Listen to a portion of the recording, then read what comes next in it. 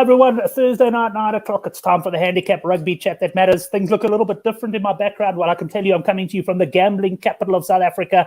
I'm up here at Sun City, had a successful week on the roulette tables, teaching my 18-year-old daughter how to play. She's caught on pretty well, and let's hope she does better than me in the long run. But great to be with you. Also, just to point out, before I forget on the show, Hendrik Swart will be impressed. Got a beer in the hand. There's no coffee. There's no water this time. And there we go. My first guest I'm going to introduce has got exactly the same brand, so I'm going to take it as a positive sign. And Jordan, good to have you on the show. I see you calling yourself at father of a punt there.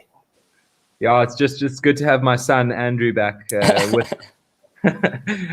So yeah, I just thought it suited the evening. Although obviously we know our real father is Sean Nicholas, and our real grandfather is you. Yeah, let's not talk about who the grandfather is. I can tell you, I felt like a grandfather last night. I went with my daughter to a place called the Shabeen here at Sun City. And yeah, when I walked in, a few heads looked at me as if to say, "What's this old bullet doing in here?"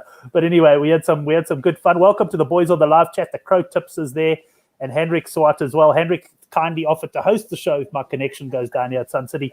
Thanks a lot, Hendrik. We'll take you up on that. Well, let's go down to the bottom to at Son of a Punt. Andrew, good to have you back on the show. It has been a while, and that looks like an Arsenal jersey you're wearing. How's it, Brent? Yeah, it's good to be back, and this is indeed an Arsenal shirt. Trying to show my support to hope that we can get somewhere close to a Europa League final and finally be back in the Champions League. But yeah, it's good to be back, and I've disguised my castle light in this glass here so I don't get any stick from Heinrich later. But yeah, looking forward to the show. Excellent. Well, Mike was just saying before when he came on the show, he looked like the odd man out without a beer there. Mike, welcome back. We had some problems with your camera initially, but you're looking good now. Welcome back to the show. Yeah, we're in the game. I don't know how good I'm looking at the moment, coming off a long weekend, but you're looking forward to the show. Lots to discuss. Geez, when a guy's still recovering from the long weekend and it's a Thursday night already, we're actually heading into the next weekend. It must have been a big one. But guys, looking forward to it. I haven't got all the prices up in that this time, and I also don't have a second monitor, so I'll probably, I'll be bouncing around a bit. But look forward to going through all the games, and let's begin with Super Rugby Aotearoa, which of course gets going tomorrow morning. And I'll just have a look. I'm going to pop onto World Sports Betting because I want to mention their new sponsorship at some stage during the show. We've got the Hurricanes up against the Highlanders. And Jordan, I'll start with you here. We've got the Hurricanes -3.5 at this point. Yeah, Brent. So again, both these Super Rugby Aotearoa games are actually dead rubbers. So this Canes Highlanders game is a basement battle. And the next game is also a dead rubber as the Chiefs Crusaders are already confirmed in the final. So obviously with dead rubbers, it's always tough to get a bet right. But in this one, I do have quite a strong inkling. I like the Canes to cover the -3. I think they're disappointed with how the season's gone. Obviously coming last, but I mean they have such a scary backline. Guys like Ray Assi, Geordie Barrett, who's single-handedly even got them any points. So I think they'll really want to make up for the poor season. They've also, in this fixture head-to-head, they've won 5 out of the last 5 home games in Wellington and 7 out of the last 10, head-to-heads in total. So, yeah, I'm pretty confident on the Canes to do the job against the Landers. Also, no Joshuani for the Highlanders. So, yeah, I like Hurricanes on the minus there. Well, I can tell you when I did for the good for the game preview, I also went for the Hurricanes. I managed to grab a little bit of a -2.5 there. And I only out for the Highlanders, and the man who replaces him is one of my favorite players at all time, Nehe Milner-Skudder. But I think the problem with him, unfortunately, he had a terrible injury a few years back, and he's just never been the same player. So I have to agree with you. I think it's a big loss for the Highlanders in this particular game. Let's see what Andy thinks of this one. Are you guys aligned, Andy? Yeah, 100%. I'm echoing the thoughts of Jordan here. I know one of the punters, Thoughts on Sports, got the Hurricanes on the board at 1.7, which was great value. But I'd happily dive into -2 or -3.5 at even money. I think, as Jordan said, that backline is scary. You got Umanga Jensen coming off the bench, which is also a pretty scary prospect in itself. He's definitely going to bust some lines there and hopefully extend it past that 3.5 point difference. And yeah, just for those points punters, I know there is a bit of rain before the game, and it's Ben O'Keefe on the whistle who isn't over his referee, and the points line is about 54.5. I'm not getting too involved there, but just the warning there could be some range, but firmly on the Hurricanes -2 or 3.5. Yeah, I think I'll also sit out those points lines. Just to mention to Jules, if you missed the start, I'm not in my regular spot. I'm up here at Sun City in the northwest province of South Africa at the moment, enjoying a bit of vacation time. So that explains the darkness there. Mike, just bringing you in on this game. I think it was Brendan Vessels, the conductor, saying he's loving the Munster jersey. I couldn't see, my eyes weren't that good. Is that a Munster top you've got on? It's a Munster top, 100%. It's actually my bud played for them a little while back, and my cupboard's full of. So I love donning a bit of Munster, and I'm an Irish fan at heart as well. Obviously, the Springboks also goes without saying, but big Irish fan. So on the Hurricanes front, I'm also firmly on the minus. I think with the Canes, I did have a look at that weather report. I see it is going to be a little bit wet potentially, and I know the Hurricanes thrive off rugby like that because they like to force teams into making errors. I think that Highlanders team is well coached and well structured. So I think I could be doubling up my bet there with the -2, or I think you mentioned -2.5. I thought I saw -3.5 on Sporting Bet, and I could be going unders just purely because I think it's going to be quite an attritional game. Both teams don't like to throw too much of the ball around. They like to play without the ball, and like I said, that Highlanders team is well coached. They by no means have the firepower of the Hurricanes, but I think they'll show a bit of cheek. So I think it is going to be attritional, and the unders could be a good shot. Right, and then we move on to the second Super Rugby Aotearoa game. It's also, of course, is a dead rubber. This one was lining up to be a cracking game because it was the Blues up against the Chiefs. And, all the Blues needed to do, I think, was at least get a bonus point last week, and they would have at least forced the Chiefs to turn up for this one. But there was a -5, the Blues, early in the week, and there was a lot of talk in the Good for the Game forum about the fact that the Chiefs would probably name a weakened side. They've done just that, and the handicap at the moment is sitting at 15.5. And Mike, we'll start with you this time. -15.5, the Blues. Is that too big for a side who has been known to let all of us down at times? Yeah, they are as unpredictable as the South African government. I don't like to back the Blues really. But the problem with the Blues is that they've got the ability to be brilliant as well. And I looked at that Chiefs side, and although it's watered down and there's no DMAC, I still think they also, they always seem to be quite a well coached side. Regardless, they've always got one or two massive players that make their mark on the game. But I think for me, nothing's jumping out at me at this game, so I'm not going to have a bet on it. But if I had to have a shot, I'd probably go plus 15.5 with the Chiefs. I don't think that Blues side's all it's chalked up to be. Right, let's go to Jordan, see if he's in agreement with you or if he's committing to something on this one. I'm guessing, Jordan, knowing you and Andy well, you probably already grabbed -5 early in the week. But if not, or even if you have, what do you think of the current line? I wish I did, Brent, but unfortunately I missed it. It's a bad one to miss because it's jumped out. So, good on everyone who did see that early value and jumped on. But, to be honest, looking at these teams, I agree with Mike. Like, the Blues aren't fantastic, but, I think they've got enough there to really to do a job on the Chiefs, particularly in that front row. That front row is really strong. I remember Conductor had a bet a couple of weeks ago, Blues to get a penalty try anytime at Sunbet at like 50-1. And I think that was even the first try. So that's a bet that if I can find, will actually get my hands on, because I think their scrum is going to be really powerful. And to be honest, this Chiefs side, it's got all my worst Chiefs players like Peter Gus Sawakula. I really dislike him. And I just can't see the Chiefs living with this Blues side. And again, I think Blues know that, they've been disappointing themselves, and I think they're going to bounce back. So I'm also not going to take a cap here, but I would definitely take the minus if I had to. And I will watch this game in play, and if Chiefs get a fast start, I will jump on any Blues smaller minus or something along those lines. But I think when the points come out, I'll look at a Blues over tries or something. Excellent. The boys in the live chat coming in support of the Blues, although Nathan does say a bit nervous to take anything more than 2 tries on the Blues there. Andy, let's get your thoughts on this one. Personally, what I'm looking at here is possibly, I haven't seen them yet, but waiting for the points lines, because I do like the Blues minus here, but I would almost prefer to take them then over 32.5 or something, depending on what they come out at, rather than take the minus, because I can also see them stepping off the gas and allowing the Chiefs in. Yeah, Brent, I think that's the angle I'm going to go for as well. I'm super bleak to have missed that minus 5.5. But when I saw the Chiefs team this morning, I know a lot of the astute minded 10 punters like Neil and Henrik might have recognized some of those names, but there were a lot of names in that Chiefs team that, I really couldn't even ring a bell. I think there's 6 debutants in the team. So I wouldn't touch a Chiefs plus, but if I had to take the handicap, I'd go minus 15, but I'm not going to take it, and I'm going to look for Blues over tries.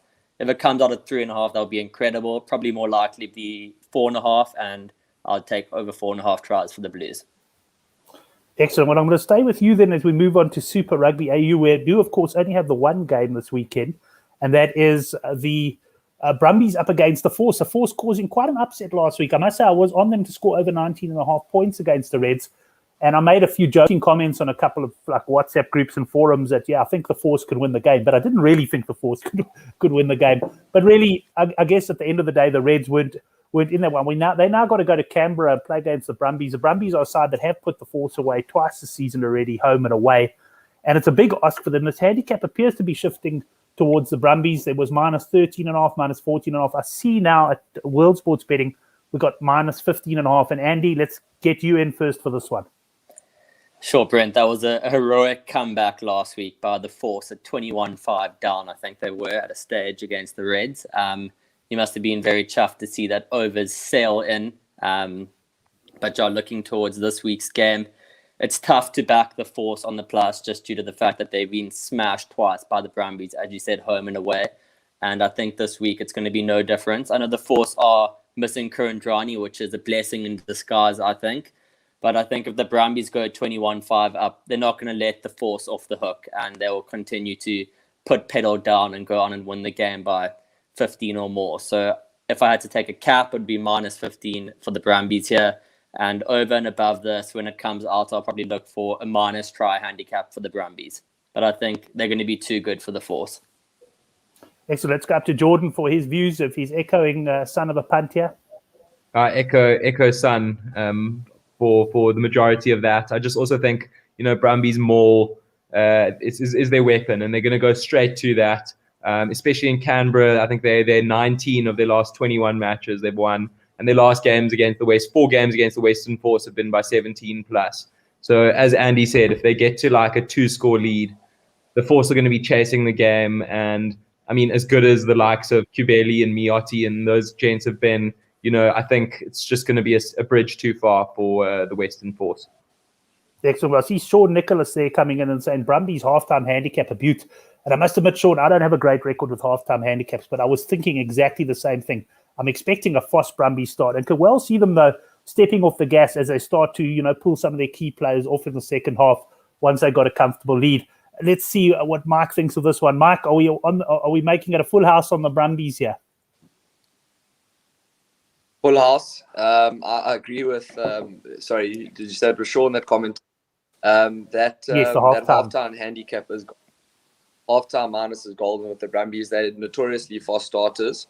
They do somehow seem to run out a bit of steam as the game goes along, but and I know the Western Force are a team with a lot of character, but I see the halftime full time cap shifting, and there shouldn't be any problems there. That Brumbies pack is so good in terms of Australian rugby, not relatively speaking, against the rest of the world. And I think I also might take a bit of Force unders. I'm waiting for the line to come out. I didn't see it before I jumped on it. Might have been released already, but I might take a bit of Force unders. Jeez, they just battle to score tries, especially when they're in the 22. They really do have difficulty finishing, and I think they're going to start forcing the issue when the Brumbies get ahead.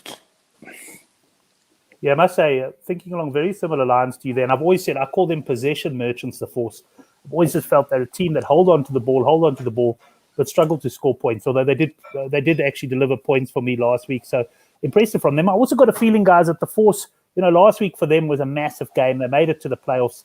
I think they exceeded expectations for the season. So it was almost like if I think back to sort of England, New Zealand, when England beat New Zealand to make the final, and now the Force have almost played their final. So I'm very firmly in the Brumbies camp here. I like the minus 15.5. I probably prefer the halftime handicap, but you know me, my biggest bet here is going to be on Brumbies points. I'll be looking for something there. You in agreement with that, Jordan? Yeah, in agreement, firm agreement, and firm agreement with conductor as well. Excellent. What's the conductor say there? A Castle Light is a beer, but it goes down easy. Listen, Henrik saying I haven't taken a sip yet. Here we go, Henrik. I won't chug it on air though, don't worry. Nathan Mallinson asking, how's my Force tournament bet looking, Brent? Well, this is an interesting one because the 1 week I said, hey, the Force might be runners here at 16-1. And now they've made the playoffs, Nathan. I think they're 33-1. So unfortunately, I didn't get too involved in it, but I'll give them absolutely no chance. I think that they're going to get absolutely hammered this weekend. Sean Nicholas, thanks, Sean, taking unders on Brent Sips. And Brendan Vessel's asking if Castle Light is a beer. Yes, Brendan, it most certainly is a beer. Gents, that's the end of the Super Rugby AU. We can move on to a little bit of Rainbow Cup now. Now, this is a tough one to call, and we'll start with the Stormers up against the Sharks tomorrow night. So Southpaw and the Good for the Game forum coming in with Sharks plus 4.5. I see that line has come in a bit. There's minus 2.5 at World Sports Betting. Henrik, I know you finger on the trigger waiting to back the Stormers, but let's start off with Mike on this one. Mike, Stormers, Sharks, 2.5 points. Rainbow Cup, do we sit out the early matches and see what happens, or are you getting involved? I'm definitely going to get involved, but I'm going to get involved with in running. I might take a small strike before the game starts. It's funny, I like Western Province at home. If you go back historically, they're always strong. Even when they're not in form, they perform well against strong sides at home. But I do think I'm kind of leaning towards the Sharks based on the lineup I saw them name. Very strong pack. I'm a little bit worried about Fez and Bata at hooker. I'm not too sure how he's going to go there, particularly in the scrums. And when he gets a bit tired, the lineouts do falter. But I think for the rest of the team that I looked at, they looked really strong. And Western Province just aren't in a great space at the moment. If you look at them across the board, administer from a financially. So I'm probably going to go in running here, but I might take a small strike on the Sharks, 1-12 or on the plus. Right, interesting. We could have some divided opinion on this one. Nathan, yes, I don't know if I mentioned, Friday night. I had it in my mind, but it is Saturday that they are playing, and I think they're playing at 2 o'clock on Saturday. Both games are taking place on Saturday. Let's go up to Jordan and get his opinion on this game. Minus 2.5, Jordan. I must tell you, that's where I'm leaning at this point. I know Henrik makes a point. He likes the money for the Sharks. So sometimes you do feel like that as a punter. You almost want the money to come for the team you're opposing so you can get a better price. Will you be following Henrik on this one, or are you also thinking the Sharks could do the business? Yeah, I'm also in the Sharks camp, so opposing Henrik here. But again, it's hard. I really don't know what type of team Province are going to put out.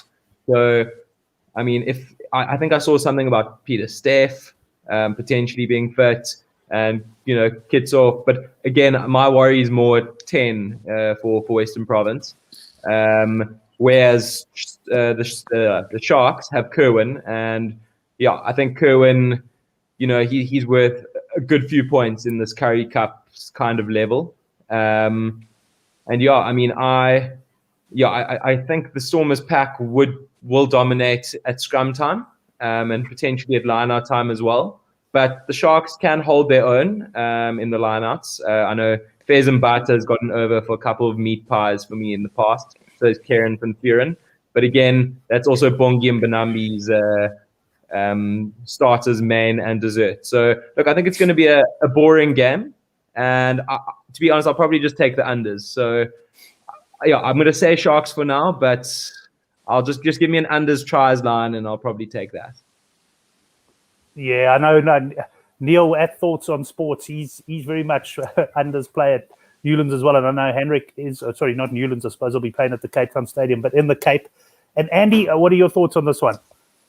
Brent, I was actually about to comment on that because I know punters love their unders at Newlands. And I think Newlands plays a big factor. I don't know why, but it just does. Because I think there were a couple of games at the Cape Town Stadium that had a decent amount of points. So I'll see what happens here. If there's a low 40s points line, 41, 42, 43, I think I'd potentially go overs.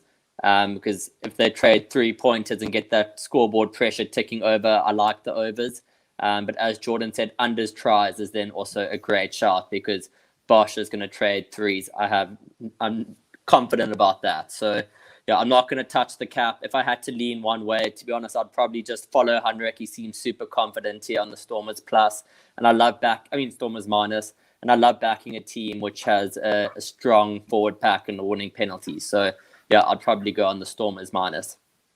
Yeah, also leaning. So yeah, if you're a punter watching this show and you're hoping to get inspiration on this game, it's probably a case of either, have a small bet or look for the unders, or alternatively look for in play, because there's certainly not a lot of confidence either side from the panel. We're going to move on to the next game. Now, I'm just going to bring a quick banner up. It's not going to take up the whole screen. I won't keep it up for too long. But World Sports Betting are now sponsoring the Blue Bulls, the Vodacom Bulls.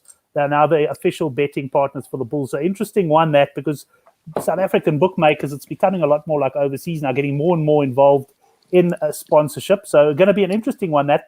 And I'm going to start with you, Jordan, and say the line here is -9.5 Bulls at home to the Lions. Do you think the World Sports Betting boys will be cheering for a Bulls handicap win here? Well, it's certainly nicer to say than the 6-gun grills Cobras. So I much prefer the World Sports Betting Bulls. So yeah, I think the World Sports Betting Bulls, they've been super strong this year, and I think the pack is going to dominate the Lions. I don't think I've seen the Bulls team, but the Lions team's out.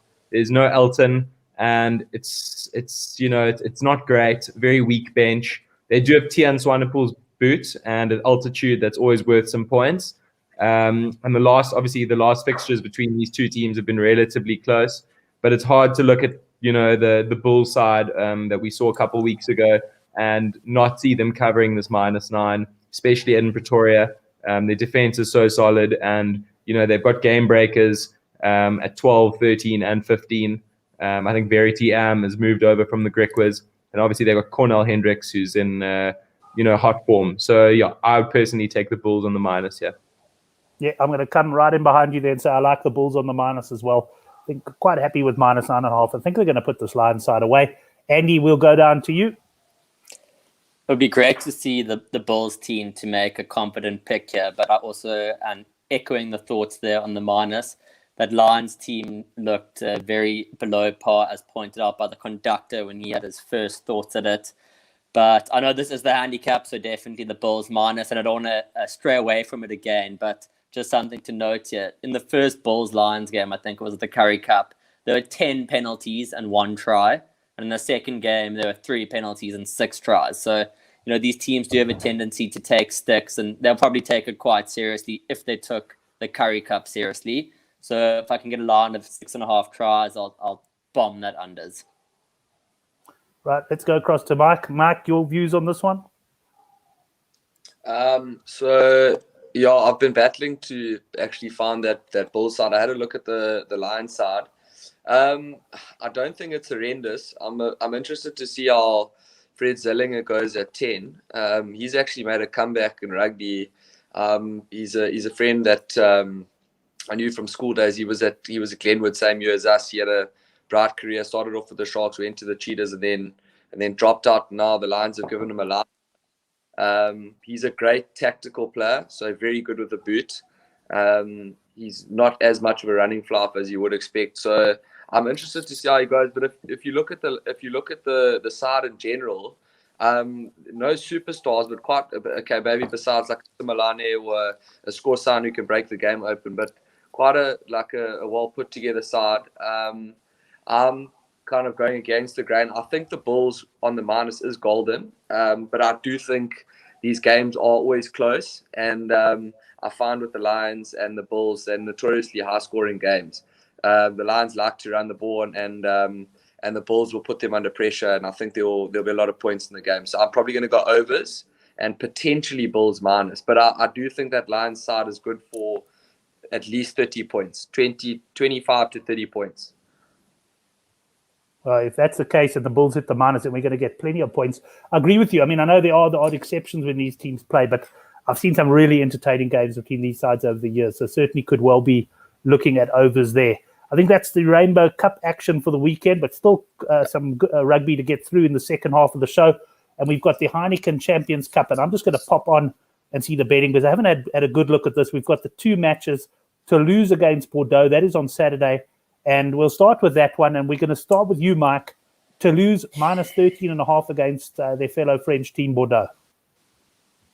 So I'm a big fan of that Toulouse team. That they completely stacked. They're well coached, and they've got X factor across the park.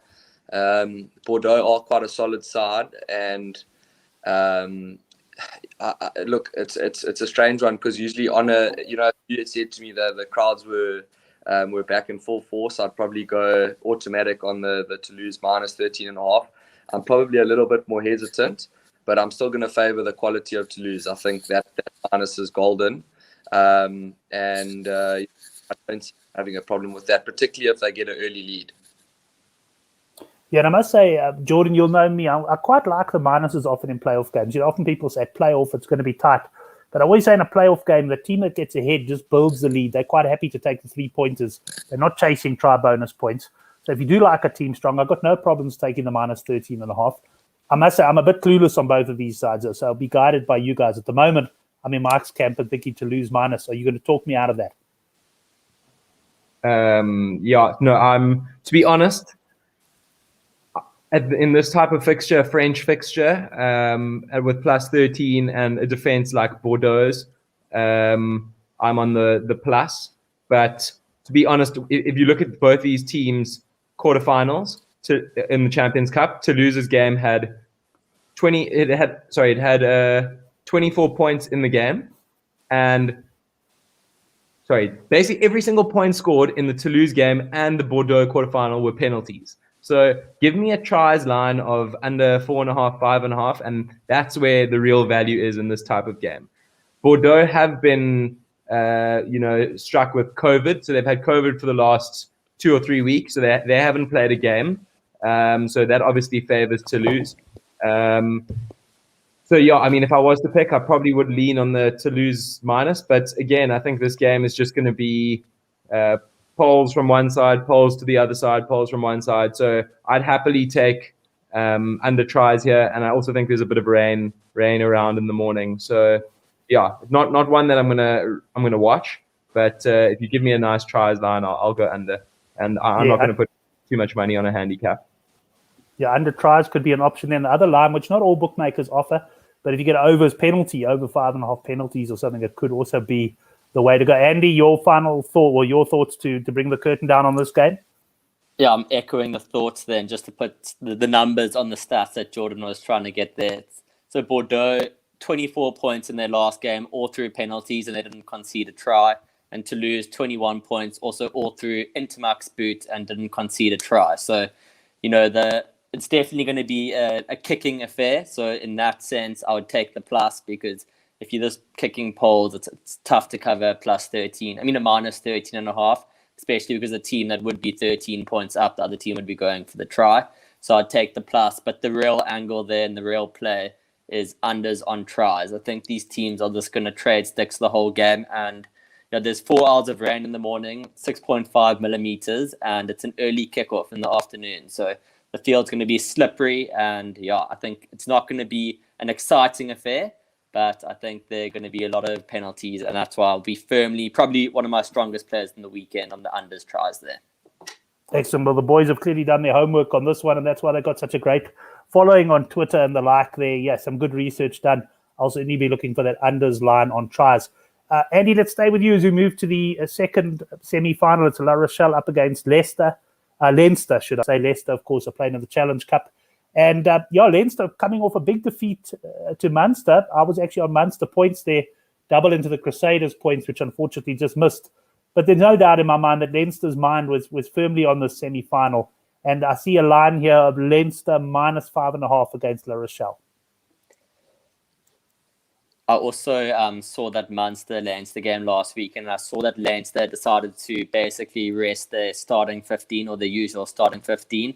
And you could still get Munster even after teams were announced at 2 or 2.2. Unfortunately, I didn't take it, but they went on, I think, smashed Leinster. It was the first time Leinster were kept scoreless at home for a very long time. But obviously, it wasn't the Leinster A team. And the Leinster A team are going to be there in La Rochelle in full force this weekend. And I think -5.5 is too short. So I like that cap. I love La Rochelle's team with High West. I think they've got Raymond Rule, Dylan Lades. It's a great team. But I think Leinster are going to be too clinical champions, or not last year, but have been champions of Europe many a time. And I think they'll clear the 5.5 points here quite easily. Yeah. Sean Nicholas coming in there, Leinster -5.5. He, of course, coined the phrase golden on Twitter and on the Good for the Game forum. And Sean reckons Leinster -5.5 is golden. Mike, are you in the Leinster camp? Firmly, not just because I've got an Irish passport, but I really like Leinster when it comes to knockout rugby. I think the cream always rises to the top, and that La Rochelle team, I've thoroughly enjoyed watching them play. I love the speed that Caballo creates at the breakdown. And they've got some exciting backs and one or two nice big carriers in the forward pack. However, I must say, Leinster are they manage the game so well in knockout rugby. And I was fortunate enough to catch them when they were weak last week on that. I think I got 14-10 on Munster. I was very stoked. Fired as much as I possibly could at that, but Leinster to bounce back and win the knockouts. Yeah. Right, Leinster -5.5. Jordan, are you going to make it a full house, all four of us on Leinster? Yeah, full house, Brent. Nothing too much more to add, to be honest. I like La Rochelle's team. Love Dylan Lades. Can't believe Raymond Rule's starting for one of the best defensive French teams, but maybe it shows that he's improved his defense. But yeah, I just think Leinster are a bit too professional, and I can't not see them getting the job done. Yeah, I must say, Raymond Rule, just on him as well. I hadn't really watched much of him, and then I watched him, I think, in the quarterfinal match, and absolutely blown away by how much he's improved. Because I never really rated him when he played in South Africa, but I do think, and credit to the likes of Ronan O'Gara and that obviously doing wonders with the coaching staff. But firmly in the Leinster camp, boys. There's also a couple of Challenge Cup matches taking place, so we'll run through those now as well. And Jordan, we'll stay with you. The first game is Leicester up against Ulster. And here I'm just popping onto World Sports Betting site to have a look at the betting. We've got the home team Leicester here, underdogs at +4.5. I think this game's going to be a cracker, actually. Tigers have been in really good form. And yeah, they've got a really good front row, English front row. And then they've got a really scary back row with some big South Africans like Henry Liebenberg and Jasper Visser. And then they've got George Ford at 10. So they've got a really well-balanced side. And they're strong at home. I think they've won 8 out of their last 10 at home. But I think what's going to be tough for them is they've played a lot of games in a row. They haven't had a break, and they've generally kept the same starting 15. So I hope for their sake that they can keep up the momentum, because their defense has been really good, as long as they don't have someone getting a silly red card. No names, but Cobus van Wyk. Yeah, Ulster, on the other hand, they hold a special place in my heart just because I really like the way they play. But they've had a few weeks off, and last week they were a bit off colour against Connacht, actually losing that game. But so I think they're missing Marcel Coetzee. But they do have McCloskey and Stockdale back, and I think they'll target their line-out drive, which is a weapon for them. So look, I think it's going to be a good game. I'd probably take Tigers +4.5 if I had a gun to my head, but I see there's a points line out of about 46, which I think is well set. But maybe look at something like an Ulster try handicap, just because I think Tigers and George Ford will kick their threes. But it's not a game I'm going to get too involved in, but I think it will be a good game of rugby to watch. Yeah, I must have been very impressed with some of the Northern Hemisphere game. Great entertainment. Mike, what do you make of this one? So this is actually one of my bets of the weekend. And yeah, my take on Leicester over the past couple of years, it's like buying a new Range Rover with 10,000 Ks on the clock, but there's something wrong with the engine and it just won't run. Because that lineup, if you look at them on paper, they are outstanding on paper, but they just don't seem to put it together on the field.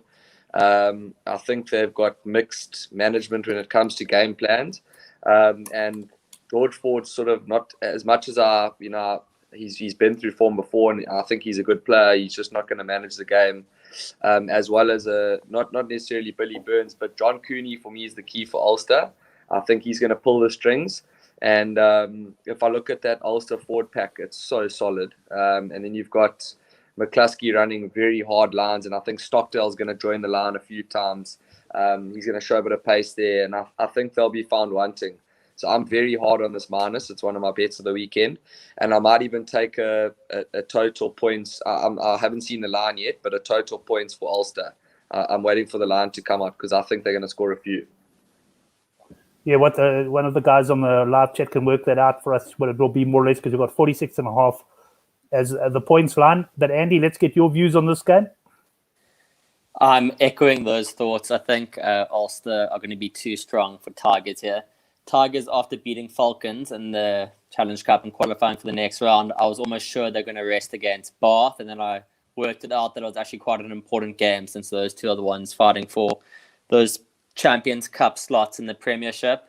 And then after playing full strength against Bath, I thought they were going to rest their next game, which I think was against Saints last weekend, and they didn't. So I think Tigers are going to be left a bit tired here, and Ulster, if they go a try or two up, I think they'll be able to run away with it in the second half. So I like that -4.5 or -5.5, and I'm also going to take the Ulster -0.5 try handicap.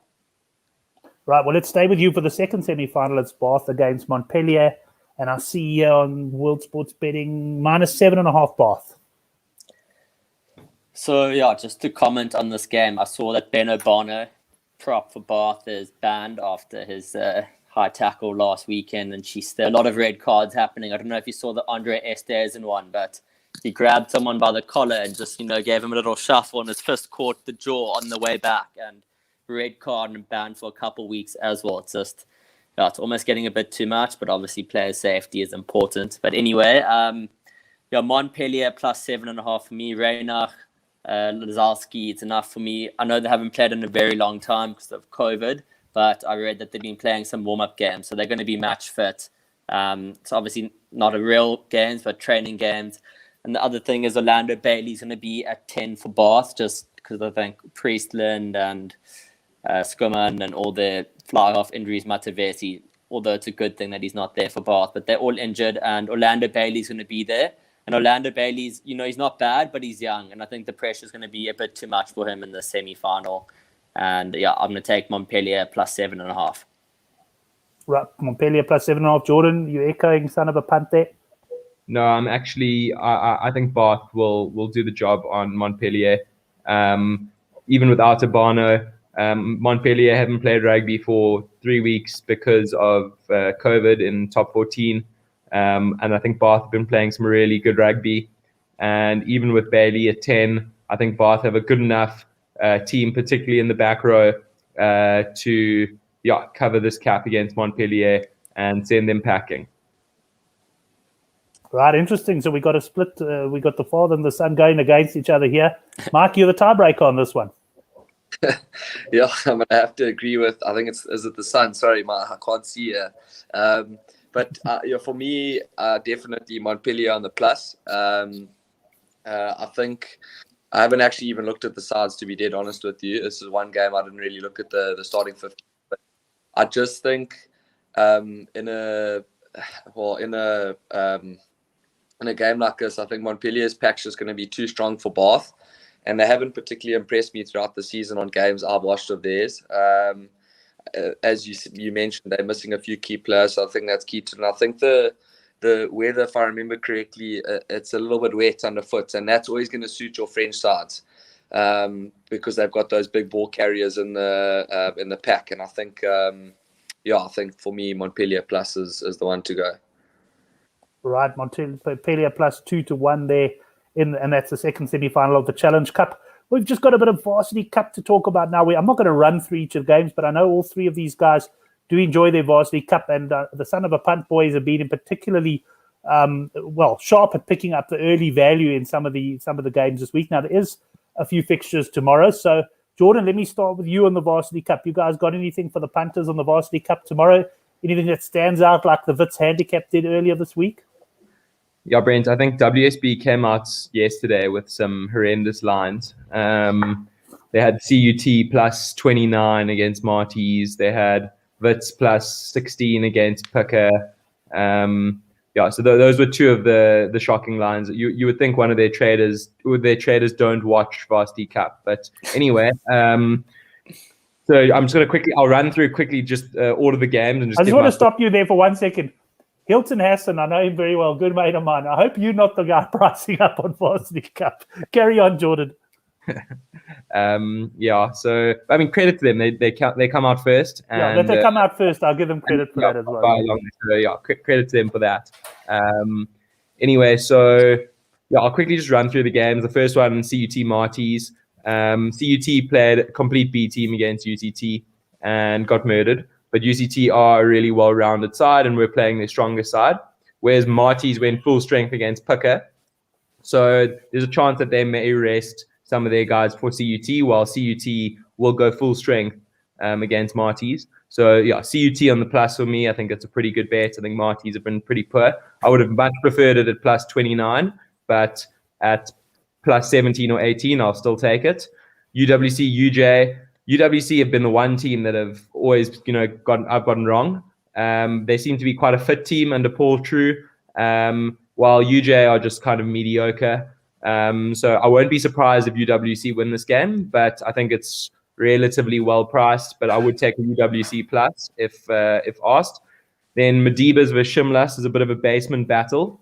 Shimlas and Medibas both played B teams last game, so they will go strong for this game coming up. It's just it's tough to trust the Medibas because they're the EP Elephants, unwanted stepchild. So sorry, trying to quote conductor here, but anyway, it's hard not to back ex-Grey Bloom third team players in the Shimlas team to take care of Medibas. So I'd say the Shimlas -7's pretty good. Then UCT Tux, that's top of the table clash. Obviously UCT have been really good. Tux have also been good, especially on defense. This is the type of game that if you gave me a points line, I'd be all over and unders. But the market is Tux plus 8.5, and I think that's way too high for a game that probably should be a choice game. I'm quite confident on Tux plus 8. And then the final game is Picker Wits. Picker are okay. They've got a good scrum, but Wits have constant Beckeling and a lot of heart. And I think they've been on the wrong side of a few close L's. So I'll be backing the Witsies again on plus 10 against Picker and on the board. Right, excellent. Wits, they certainly had 4 very hard fixtures to start with. And I've also been following them, had a couple of plus bets on them as well, which have arrived even when they have lost games. Andy, anything to add to Jordan's comments there? I think Jordan covered most bases. So just CET versus Marties. I would have loved that 29.5. And I think I just have remorse of not being able to take it. Well, not remorse, but envy of not being able to take it. So I don't think I'm going to touch the plus 18.5, although it's probably the right play. UWC versus UJ, I'm not going to touch, nor would I for Medibas Shimlas. But Tux plus 8.5 is another bet that I'm going to take. As Jordan said, this is a choice game. So being able to get what would normally be a converted try, but you never know in the Varsity Cup with those 7-point tries. But anyway, I think it's too much. So Tux plus is also one I'm going to take. And then the final one that I have already taken is a Wits plus. As you said, Brent, they played the 3 hardest teams in the tournament, which they were expected to lose to, and they lost. And then they played CUT, where they blundered about 10 chances, and they ended up losing as well. So I think after losing those 4 games, the bookies are like, okay, we're going to price them up horrendously for their next games. And they did exactly that, which we managed to capitalize on. And I think this was also another mistake. So Wits plus 10.5, very confident on, and I'm also going to take half a unit on the board. Right, nice. So we got the Wits and Tux pluses that are looking good there. Mike, I'm going to come to you, but just before I come to you, just to mention to Henrik that my beer is now well and truly done on the show. Mike, what are your thoughts on the Varsity Cup? Well, what are your thoughts on a vodka next up, Brent? Yeah, sounds good. I'm eating the Sun City Shabine after this, more than likely. My wife's going to drag me there. That sounds good. Listen, so for me, I'm not going to ramble on here. I'll go CUT plus. I don't like that Marty side. I'll go, quite frankly, UWC as well. I might even just go outright there. Madiba Shimlers are out. Tux on the plus, and I'll probably go Wits plus. Quite confident on the Wits plus, but for me, the two best there are CUT and Wits. CUT and Wits. So we've got alignment there certainly on Wits. Guys, that brings us to the end of the show. We've run through the rugby nice and quickly, considering we had 3 guests, been able to get through in just under 50 minutes. One thing left to do, of course, though, is to go with the best bets. And just to mention, the best bet newsletter we send out tomorrow, we did get back on the winning trail last week, but it'll only be out later. I'll send that out when I'm back from Sun City. That'll be later in the afternoon. So it won't cover the early game, but we've got all the rest of the weekend's rugby to look forward to. And there's a link to subscribe in the subscription box below. But let's go through the best bets. And Mike, I'm going to stick with you. Give us your best bets for the weekend, please. So all my best bets are based in Ireland. That Ulster minus for me is one of the best of the weekend. And then as a bit of value, just to add to that, look for a Rob Herring first try scorer, because I think Ulster are going to look to use them all of theirs, and Herring's quite good in the loose as well. So you've got a bit of a shout on both sides. And my other best bet of the weekend was Leinster on the minus. Those were my two. So yeah, that's good enough for me. Right, and let's go up to Jordan, get his best bets.